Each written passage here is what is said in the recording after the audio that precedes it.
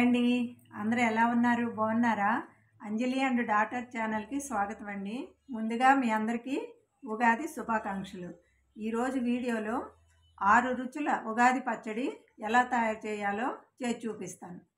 ఉగాది పచ్చడికి కావాల్సిన ఐటమ్స్ అండి: పచ్చి మామిడికాయ, కొత్త చింతపండు, కొత్త బెల్లం, కారం, ఉప్పు, వేపపూత. మనము 6 రుచులు అనుకున్నాం కదండి.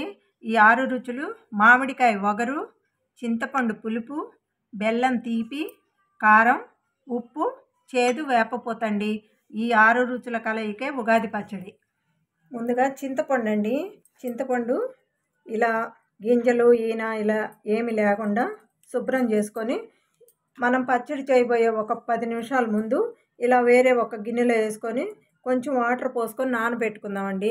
చింతపండు నానబెట్టాను కదండి. చింతపండు నానేలోపు మనం ఇప్పుడు ఈ వేపపూత ఇలా తీసుకుందామండి. కొమ్మ నుండి ఇలా పూత, ఓన్లీ పూతే ఇలా తీసుకుందాము. ఇదిగోండి వేపపూత, మనకి ఎంత కావాలో అంత కోసుకొని పక్కన పెట్టుకుందాం.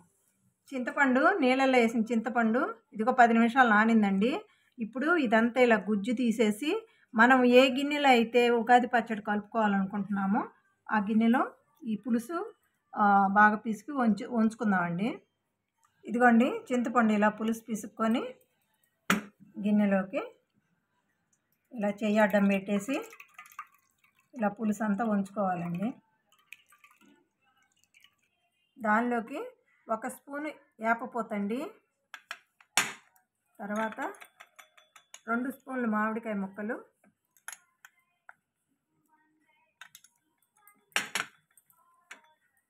2 స్పూన్లు బెల్లం, తరిగి ఉంచుకున్న బెల్లం అండి,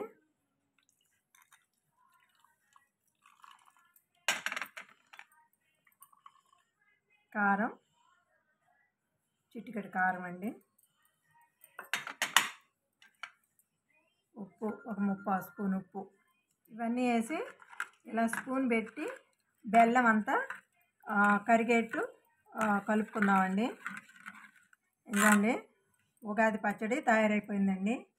ఈ తెలుగు సంవత్సరాది రోజున మీ అందరికీ మంచి జరగాలని కోరుకుంటున్నానండి. చూసారు కదండి ఎలా ఉంది? మీకు నచ్చిందా? నచ్చితే మా ఛానల్ని షేర్ చేయండి, సబ్స్క్రైబ్ చేయండి. మా వీడియో చూసినందుకు మీ అందరికీ ధన్యవాదాలు.